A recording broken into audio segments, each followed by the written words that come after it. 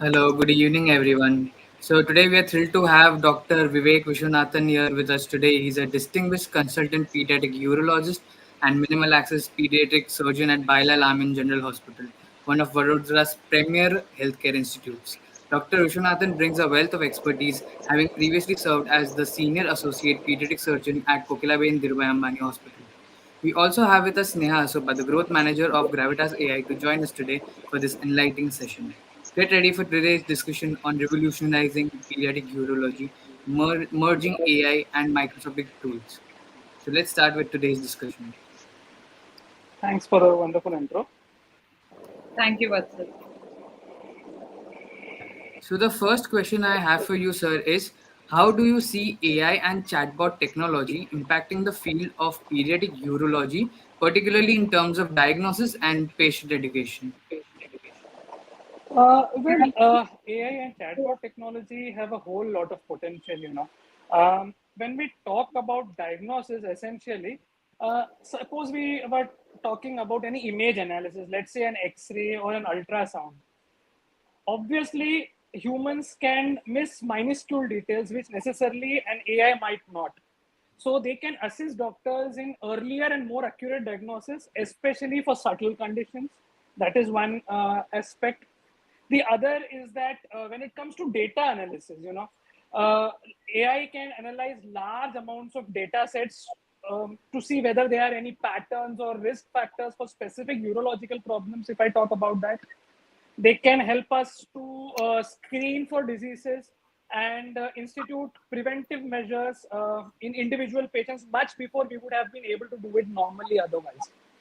And when it comes to decision support systems, they can analyze patient data, certain specific sets of symptoms, suggest potential diagnosis and treatment options, and help aid in the particular differentials coming to a particular diagnosis that we can. So this can improve diagnostic efficiency and reduce the whole concept of errors. Now, this is in terms of diagnosis for a clinician, right? Now, how can it help when it comes to patient education? So then again, we can have AI-powered chatbots like the one your company has, right? We can have chatbots that can deal with patients and families 24/7. They can provide access to basic info. They can provide info or infographics, small snippets of info about various common pediatric conditions that the child may suffer from. It can also suggest treatment options, post-operative care instructions, schedule appointments if they want, provide timely reminders, remind the patients to carry all previous diagnostic info and investigations. Right, so that is one. They can also provide interactive tools. You can have puzzles, you can have infographics, you can have short little quizzes, to test the knowledge, the pre-existing knowledge that patients might have. And if you have virtual assistants online for clinicians, they can answer the most common FAQs, thereby saving time. Also inform the clinician of any appointments that the patients might have taken. So I believe that there is a whole potential, a whole lot of areas where AI and the chatbots can help the clinician. It was truly enlightening. So, like you gave us a lot of use cases, and I think this will be a very good indication for the audience to understand how powerful AI can be in today's day and age. The second question that I have for you is, as a pediatric urologist, what are some common challenges you face in communicating complex medical information to young patients and their parents? And how do you think AI chatbots could assist in overcoming these challenges? Right. So the first part of your question deals with young patients, right? Now, all of my practice deals only with young patients ranging from 0 days to 18 years of age. Now, the understanding level when it comes to kids is not necessarily the same. They might have different levels of comprehension depending on their age. So if I were to use medical jargon, it might create a whole lot of anxiety and confusion. Attention span is a difficult problem. Keeping them engaged whilst I'm trying to explain something is a big issue. They might have information overload. I might try to explain a complex problem simply, but then again, it might be overwhelming for a kid who might not necessarily understand that. So in this is where a chatbot can come in. If we were able to tailor chatbots and train them on different age groups, they might be able to provide age specific info. That is one. They might provide for interactive learning. You might have quizzes, you might have puzzles, you might have playful little games which the kids can interact with and thereby learn more about their condition. They might have a little query which they can put forth to the chatbot and it might be able to answer in real time. So that could help. Sometimes, like I said, the info that is provided could overwhelm the kid. They might have a lot of anxiety and tension. So, if we were to incorporate some calming tools into the chatbot, for example, some soothing music, you could say, some meditation techniques, or some breathing exercises, for example. So, if they were to be incorporated within the chatbot, that again could help. And lastly, when it comes to parents, you could always have the chatbot connect them to support groups, to peer groups of other parents who might have kids who are dealing with the same problem. Provide educational info. So Hmm. this is how I envision the chatbot helping me when I'm dealing with young patients and their parents. Right, right. I think Dr. Vivek has rightly mentioned that, dealing with children is actually a very complex task. And at that same point in time, giving them medical attention and medical treatments is another, very deadly combination, because you have to make sure that the child is supported, is medically, taken care of. And at the same time, you also need to know that, okay, what is going on in terms of diagnosis within the child. Correct. So Correct. bringing the combination of both together into a virtual assistant is something that Gravitas AI very rigorously focuses on, and there are various other tools as well that really enable this to happen. However, like Dr. Vivek has rightly mentioned, a bit of gamification in delivering the services would definitely add a lot of value when it comes to pediatric patients.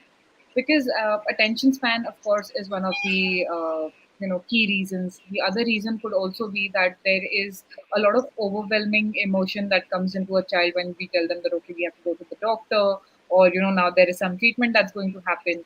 So there could be a lot of different key features that can be connected to ensure that the child is very seamlessly put into the process of treatment. It is not very overwhelming. It is not, kind of a task for the child as well as the parent. And now speaking about the Correct. parents as well, the parents are these days. I mean, we live in a culture today where both the parents are working, and they might not have that much of time at hand to cater to the queries of the child. And keeping that aspect in mind, say if I'm a working mother and I have a child at home, I need to have a tool which can connect me to my child and kind of ensure me that, okay, probably it could have some FAQs, it could have some anomaly detection, or some pattern detection that can kind of give me an alert that what is the current status of my child when it is, say, in the form of a treatment or basic healthcare, vitals, etc. Right? There are a lot of children who are born with heart, conditions, lung conditions, ophthalmic conditions, so on and so forth, and all of it is collectively, responsible for the treatment that is happening. So, if a child is undergoing, say, a urological treatment or a oncology treatment, etc., it's just not that specialty that needs to be Yes. catered to. It is a True. combination of other specialties as well, right? You need to have an understanding of, say, the sugar levels or the BP, etc. So even tracking the vitals and informing and alerting the parents when the vitals kind of cross a particular threshold, and at the same time triggering a notification to the consultant as well, can be something where AI and virtual assistants can solve these complex medical problems. Absolutely. Absolutely. Absolutely. Like listening to both of you, I think this was a great discussion. I do think both of you made some very valid points. and I would love to know more. So, my next question is actually to know a personal experience. So, Right. my next question is actually, could you share any specific scenarios where you believe AI chatbots could play a significant role in improving patient care or streamlining administrative tasks within pediatric urology? Let's take a common scenario, for example, um, let us take a pre-operative and a post-operative scenario. Okay, so pre-operative, let's say the child has frequent urination issues and the parent wants to have a consultation with me. Okay, so now I have an AI chatbot, I have an AI assistant. So what it helps them do is to schedule an appointment with me. Okay, so it probably sends them a pre-appointment message, and that not only includes an age-appropriate explanation of what probably the child is suffering from or the differentials that the child could have, but it also Correct. tells them the other symptomatology to look for, to make a Hmm. note of it before they come to me actually. Okay, it reminds them to carry all their medical info, any tests that they might have had done before. Okay, Hmm. it provides them some infographics, some idea, so that they don't necessarily have to go up on Google and search so as to ask me questions when they come to me, right? It provides them the info within the app itself. That is one thing that can be done. Then it will again send reminders, maybe let's say half an hour to an hour before their scheduled appointment, so that they don't miss it, they are on time. And at the same time, it sends me one as well. So I also know that such and such a patient is coming for so and so problem. So I am also prepared. If I want to look something up, I will also refresh my knowledge. So that is one thing it can do pre-operatively. Supposing they want to go in for insurance or something, this I'm talking about, not particularly for Indian conditions, but for the Western scenario, it could probably schedule that as well, and let them know about the test they might probably need to have, the expected sum of money that they might need to spend, and insurance whether they might have, right? So that is a pre-operative scenario. Now assume that I have operated a child for some urological condition, and the child has been discharged now. Okay. Now, what happens in the post-operative period is that the chatbot provides them info. It tells them how often to take the medication, what dietary advice I have advised them, how frequently to take the medication, whether there are some precautions, some do's, some don'ts that they have to follow, which will all be there in my prescription and my discharge summary as well. But it reiterates and reinforces them. That is one. Then what it does specifically, this is something that I would want to see in a chatbot, is that it tells the patients, the parents, and the caregivers to look for specific danger signs. So if Hmm. such and such a thing happens, let's say if pus oozes from the surgical wound, or if the baby throws a high grade fever, you have to immediately report to the doctor. Right? Correct. So that is one thing that should tell the patient when to come back. Or what usually happens in my practice is, I have told them to come back after a week. They neglect the so-called symptoms. We started on the fourth day, wait till the seventh day and come, and by that time it has progressed to a level which I would not have wanted it to progress to. Hmm. So a chatbot can obviate that problem. That is one. The other thing is, sometimes when a child undergoes a major surgery, not only is it overwhelming for the child, it is overwhelming for the parent too. It is their bundle of joy after all, right? So sometimes, like I mentioned before, if we have access to peer support groups, there are groups, for example, for parents of children with hypospadias, which is a group run by parents themselves throughout the country. So if the chatbot had access to it, it could provide these resources, make them available to the parents, so that they can join with like-minded parents who have gone through the same turmoil, the same trauma, and then they can find support and emotional assurance, and then find out how, whether the course that their child is taking is something unique to them, or whether it has been faced by other parents also. So, Correct. so these are some of the scenarios I think a chatbot could help. And again, as regards administrative issues, it could schedule appointments. It could give me timely reminders. Okay, it could tell me that I have to call such and such a patient to get feedback. If I have a whole lot of patients of a similar kind of symptom or a similar disease pattern, maybe it will let me analyze those cohorts and get research data. So that is the way I see that in real life scenario, a chatbot could help me. Right, right.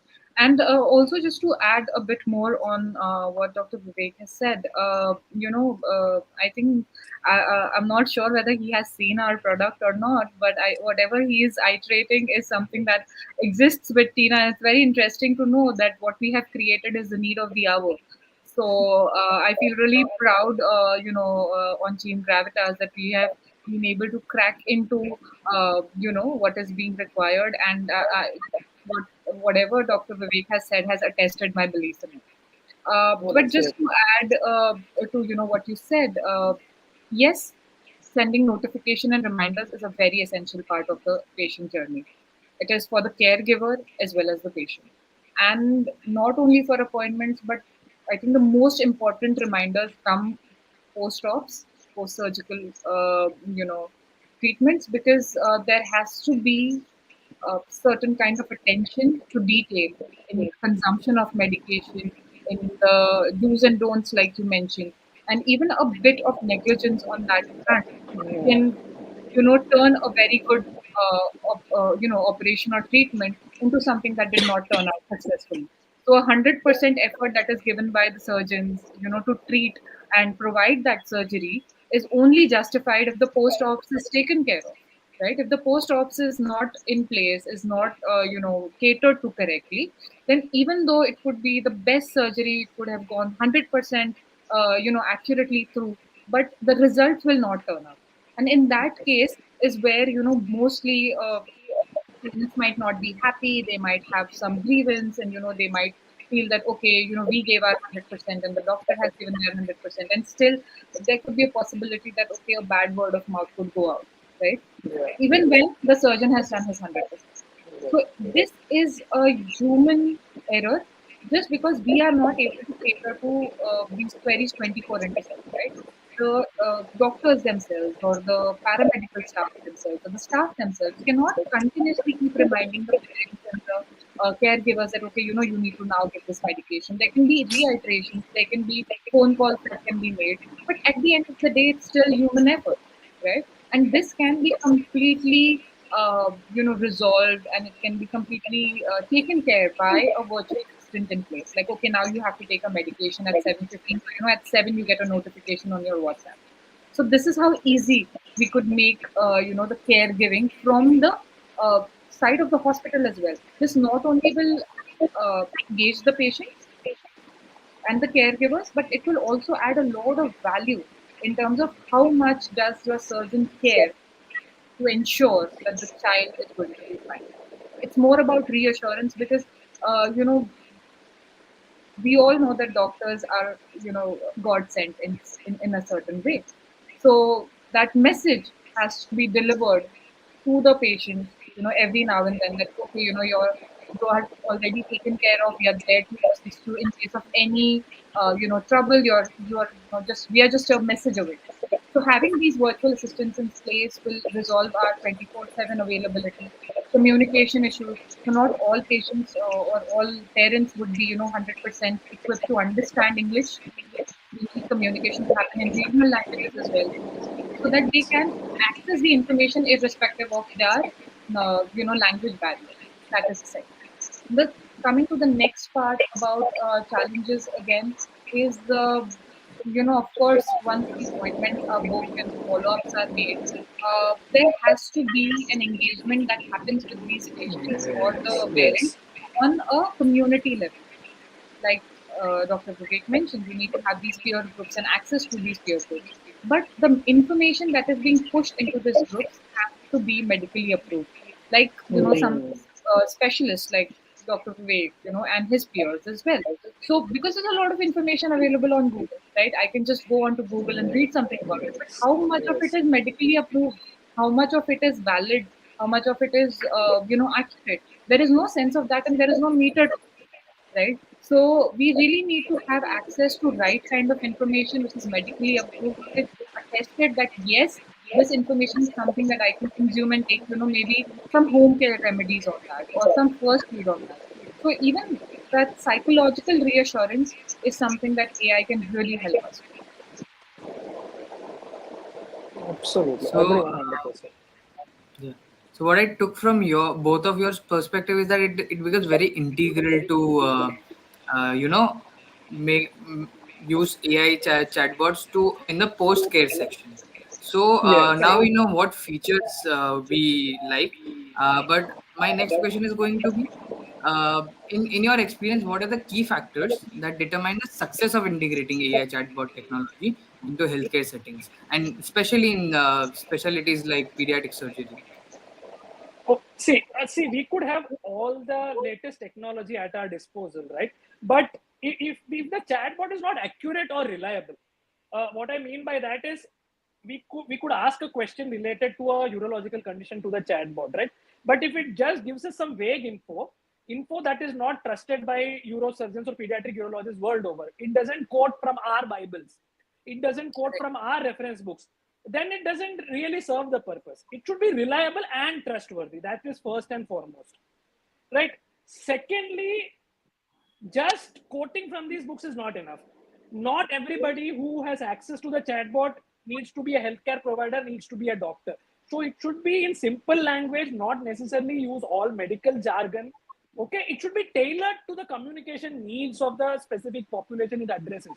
So Correct. probably it could be tailored to different subsets of data, different subsets of people. Healthcare providers might get a slightly different version of the same answer, whereas parents and caregivers could get a slightly dumbed down, not necessarily dumbed down, but an easier version of the same.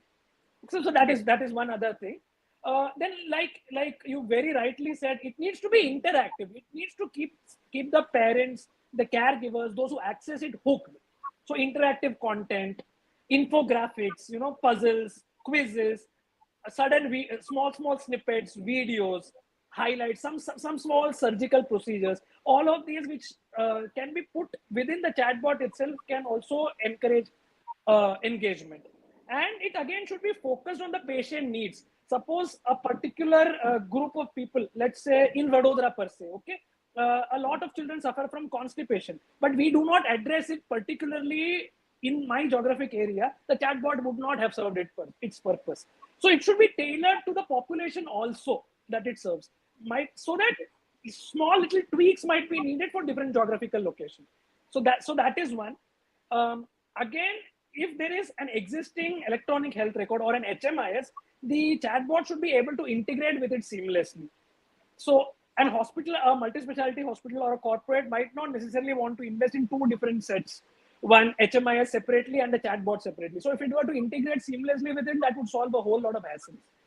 And it might be the best chatbot there is, but if it is not user friendly and I have to literally whack my head against the wall to go around it, it really doesn't solve the purpose. It doesn't cut the mustard. So it has to be user friendly and pretty easy to operate, right? And like you Correct. very rightly said, it should also have multilingual capabilities.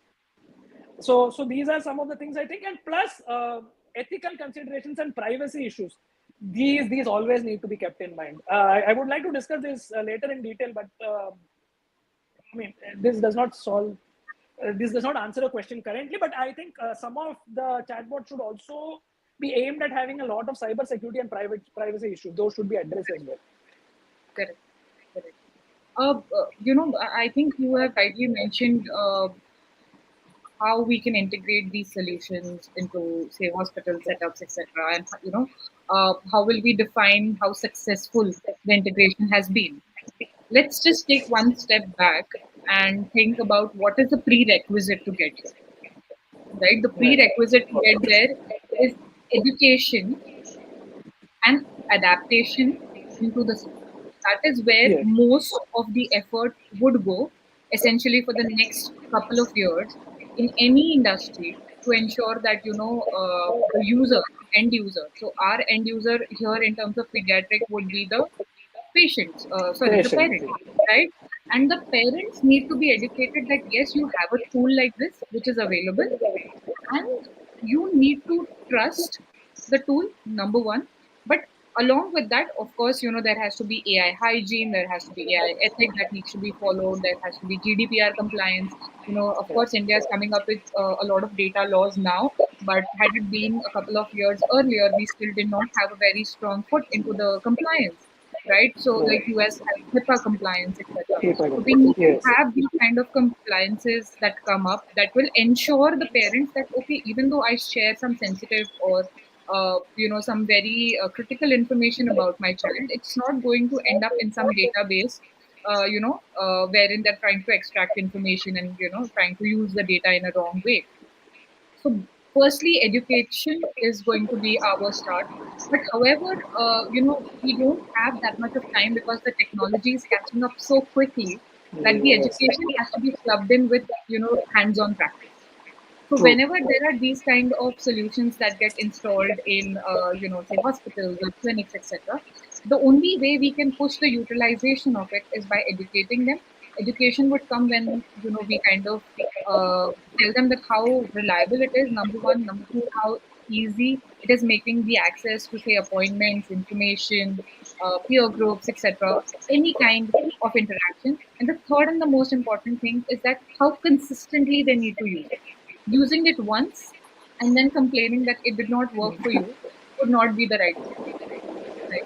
We That's need correct. to That's we need to remind ourselves that when we are actually looking at something as critical as pediatric treatments, the child itself falls 100 times and then learns to walk.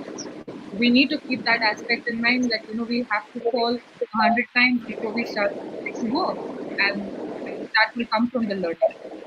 So I think the learning is something that is very essential, and it will only happen when healthcare professionals start testing and start, including themselves in technological discussions. Because medicos and techies have had kind of a very invisible line, and that we're completely unaware of medicals, and medicals are a bit reserved about technology. So we need to come together. We need to form like a amalgamation of this, and catalyze the process in which we can say that yes, okay, we being medical professionals, we would definitely put technology ahead and bring out the best of both the worlds.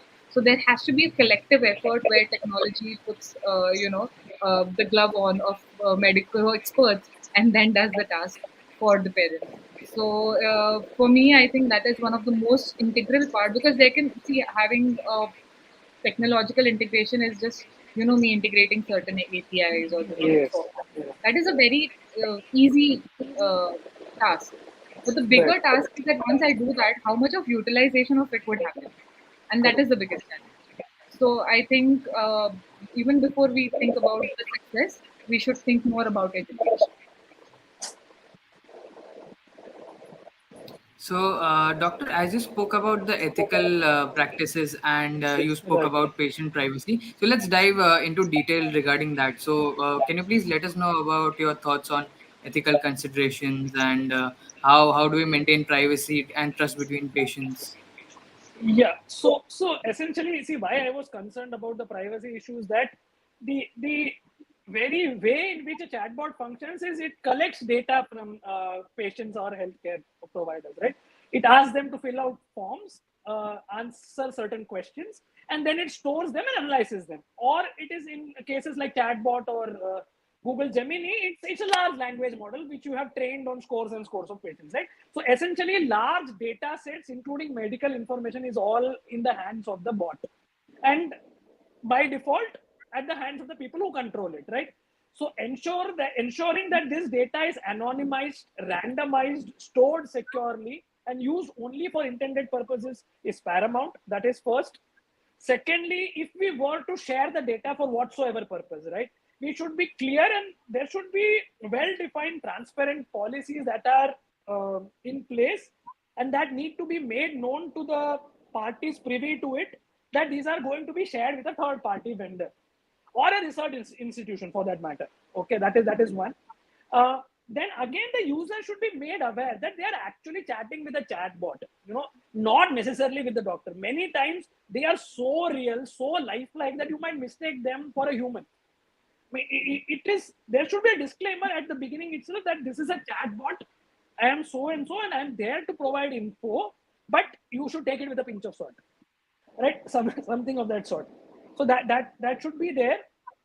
And if there are any limitations or any biases while we are training the chatbot, say we have not trained it on neonates and toddlers, but we have only trained the chatbot on kids from 5 to 18 years of age. That should be made known. So if a parent has a query about their neonate, about their toddler, we should tell them that the info that it gives might not necessarily be what they are looking for. So that should Hmm. be made very clear. That should be made very clear. Again, the chatbot and the doctor should work hand in hand. The chatbot is not a replacement. There should always be the human touch. And like you've mentioned very correctly in your previous thing, the HIPAA complaints, like in the USA, there should be a similar compliance law, which the Indian government is now coming up, but it should be in place and it should be made statutory and mandatory. There should be strong cyber security measures so that nobody goes and transgresses these. So these are essentially my thoughts and ideas. Right. Also, to take this a bit more ahead, cost is again a very big factor when you're choosing any kind of product, right? And especially, being in India, uh, we are very well known for cost cutting, right? We are very well known for trying to get the best of the product at the least of the cost. And for that we can forego certain rules, and we're happy to forego certain compliance. But how far would it take us, right? So that's where the quality aspect comes into picture. So we need to understand that there are certain solutions available in the market. There are certain products available in the market that might feel very lucrative because of the pricing that they provide, because of the kind of integrations that they might have, the leads that they're providing, which looks very lucrative in terms of a business aspect. But how far is it taking your genuine, authentic patients? Where is it taking them? Where is it taking its information? Are we aware of this? So this is something that even the medicals need to be, kind of looking into. That when I'm purchasing a particular software or I'm investing in a particular solution, where is my data being hosted? How is my Right. data being hosted? And these are questions that me as a patient cannot ask Dr. Vivek. I cannot ask Dr. Vivek that, what, I have an appointment with you, but before sharing the information, I'd like to know, which server is my information being posted on, right? Correct. I can't ask that Correct. query. I would rather ask him that, okay, what, how's my child going to be in a couple of years? Is he going to be all right? So that is going to be my concern. So the concerns are absolutely different because we are a third world country functioning like a first world country. So we need to understand our challenges are not going to be something like the challenge of America or Europe. Our challenges are far more complex. And to address them, again, reiterating myself, education is the way ahead. We need to educate our practitioners that it's okay to invest in something that is going to keep your data secure, rather than going for solutions that you might have no idea of where your information is being stored or how it is being utilized. Even when you're buying these kind of solutions, question the vendor that, okay, I want this information, I want to know how this is being functioned, or where will my patient data be, how I would get access to it, who else is having access to it, right? These are the right kind of questions that every individual needs to ask and be aware of.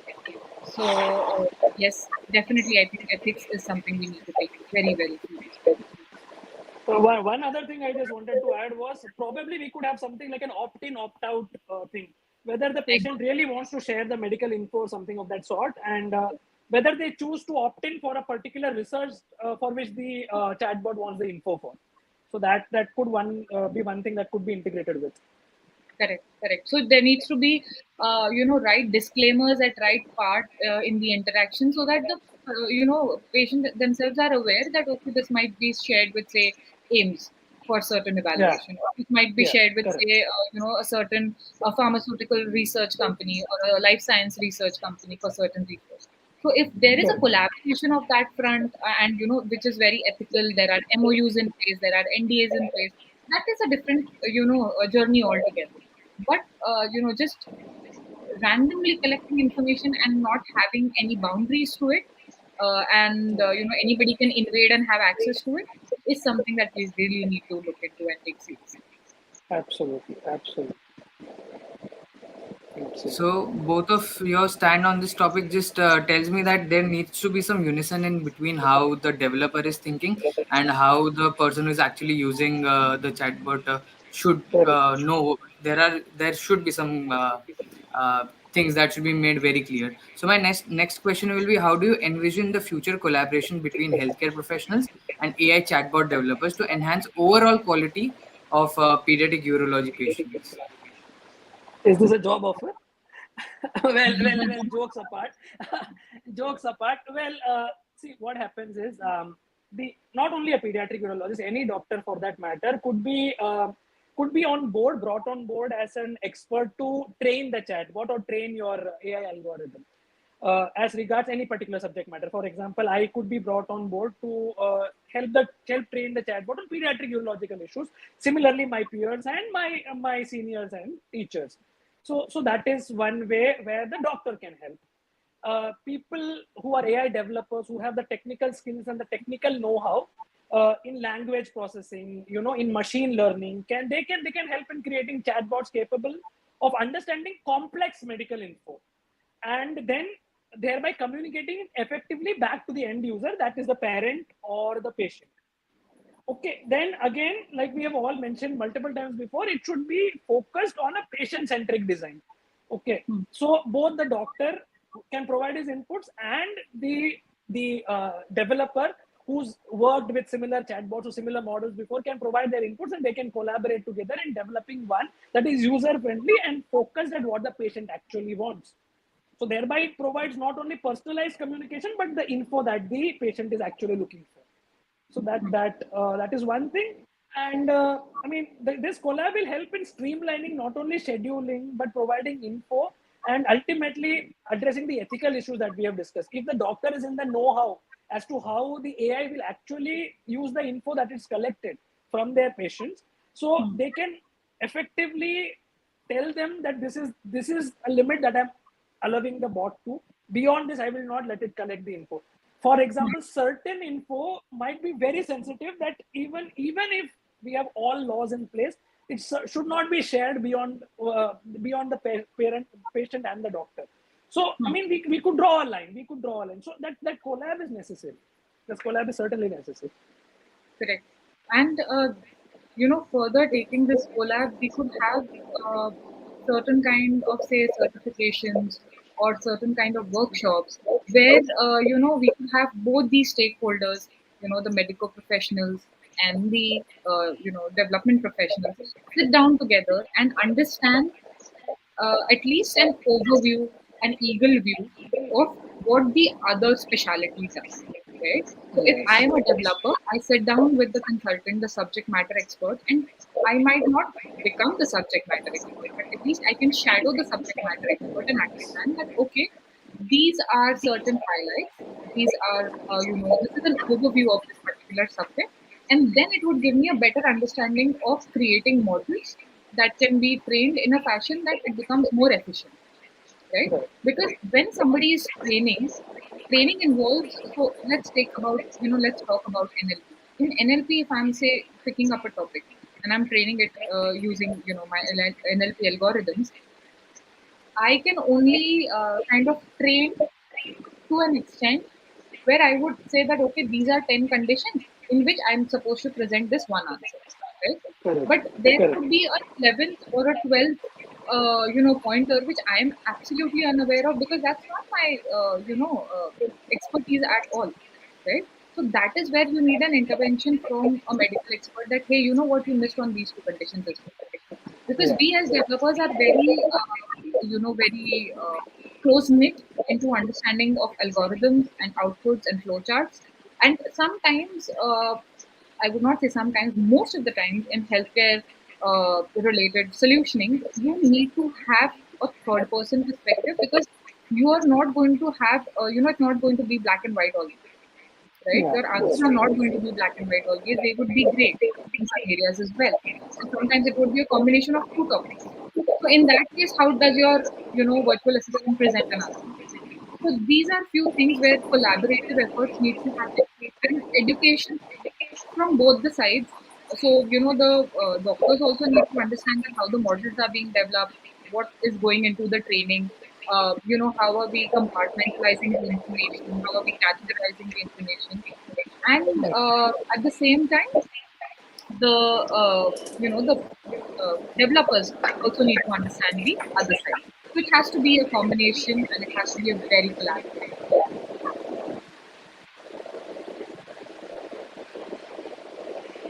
So again, this gave me a lot of information, and I think both of your views are outstanding. They make certain things very clear. So I would want to ask you one last question, sir. I would like to ask, as someone who interacts with patients regularly, what are some of the features and functionalities that you would personally want in an AI chatbot that is specifically designed for pediatric urologists? Right. So one, I've said like dealing with kids is difficult. I want the chatbot to be able to hold their attention and to Hmm. be able to explain the conditions that they have in a manner which is not overwhelming or causing anxiety. So age appropriate explanation, Hmm. things to hold their attention, like maybe a story built around the condition that the child might have. Hmm. Okay, how the child who had a problem with urination met a doctor who was very friendly and asked him and pacified him and then made him a happy child at the end of it, something of that sort. A puzzle Hmm. or a quiz that a slightly older child can take. Hmm. Okay, small little snippets of info, small Hmm. videos of child coming crying to the hospital and leaving happy and contented. So those kinds of things. Interactive learning modules where not only the kid but the parent can also learn, which, like you've said, education, so which educates the parent and makes them more aware and Hmm. makes them want to come back again and again to learn more about other conditions that their kiddo might have, which might not necessarily be related to pediatric urology but in general to the health condition of their kid. So Hmm. things that want them to come back again and again, and parent resources for support, for interacting with other parents who have kids with similar issues. So these are things that I want it to be integrated within. I want it to be reliable, like I've said. I wanted to take info from sources which we refer to commonly when we are in training. Okay, and see, everything need not be about the parent. Something has to be for the doctor as well, right? So I Correct. wanted to make my life easy as well. How Hmm. it can tell me about the appointments that my parents have taken. It can send me timely reminders. So when it sends a reminder to the parent half an hour before, maybe it can send me one as well. Hmm. Okay, it can tell me that this was what I had written in the last visit to the patient, and this is what they are coming for. So this is Hmm. something that I might have to schedule. Okay, Hmm. uh, I have a particularly a conundrum in terms of an image. Okay, which might be one of two possible diagnoses. So the AI chatbot can help me analyze and make my diagnosis go one particular way. So that is one other place where it can help me. Like we've mentioned again, post-operative management, post-operative reminders to take good care, reminders to adhere to proper dietary measures, reminder to adhere to the proper do's and don'ts, reminder to take medication on time, maybe help them schedule telemedicine consults if they have any queries in the post-operative period before they are actually coming to me for a physical visit. These and other things I want to be seen. One other thing was a symptom checker. Hmm. Symptom checker, yeah. So if a child has XYZ symptom, and if they were to put it inside, the chatbot would give them a list of probable diagnosis. It would tell them whether they need to seek a professional consultation at once or whether they can wait for a couple of days, try some common over-the-counter medication, and then revert. So this, Hmm. this this could also help greatly. So I mean, what it would do is it would reduce the unnecessary load of a doctor, of a super specialist who might not necessarily have to see the child in the first place when it could have been managed at home by the parent themselves. So Correct. so so these are some of my ideas as regards the integration. Definitely, and I think all of this together in a virtual assistant, where the virtual assistant has a very friendly tone, has has these smileys when they're talking, have certain GIFs. while interacting, Yes, voice notes yes, that go out, right? Maybe there could be some gamification. So when Google goes off, there's a dinosaur that appears, and you're just going along with it.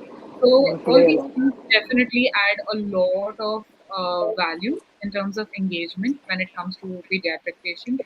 And at the same time, not only having the accessibility to this outside the clinic, but also inside the clinic while you're waiting in the waiting area for your appointment.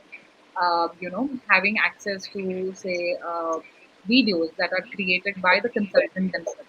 So, say if there are videos of Dr. Vivek that are there on YouTube. Now, he might have created, say, 100, 200 videos, which are very relevant, very informative. But me as a parent, I do not have time to scroll through those 100, 200 videos to find the right video that will help me. So a virtual assistant can actually connect the right content at right time and position it in a way which is accessible to the parents in a very easy format. This will not only Yes, give parents the access to the content, but also will give the content more exposure. We are trying to create inter-platform communication, which will ultimately, reflect in the organic growth of the particular hospital. So different channels like YouTube can be instigated from, the virtual assistant itself. Instagram yes, can yes, utilize from the virtual assistant itself, because we all know that, we all are scrolling on the phone the whole day, and that is no truth hidden from anyone. So then, if that is the place to highlight ourselves, then let's utilize that as an educational platform, right? So these are few things on top of what Dr. Vivek has already mentioned, that should be a part of virtual assistances, especially if they're focusing on kids. Thank you. So I think this was a truly enlightening discussion. Like we've spent 46 minutes, time just flew by. We did not realize it was so informative and it was so lovely talking to both of you.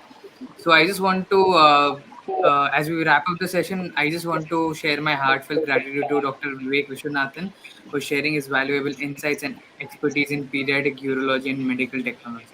Thank you to our audience for your engagement and participation. Stay tuned for more enlightening discussions on the forefront of healthcare innovation. Thank you so much, Dr. Vivek Viswanathan. Thank you so much, Sneha. It was a lovely session. Thank you, thank you, Vatsal. Vatsal. Thank you, Thank you, thank Dr. you, Vivek. thank you, thank you so much. Thank you. It was a pleasure.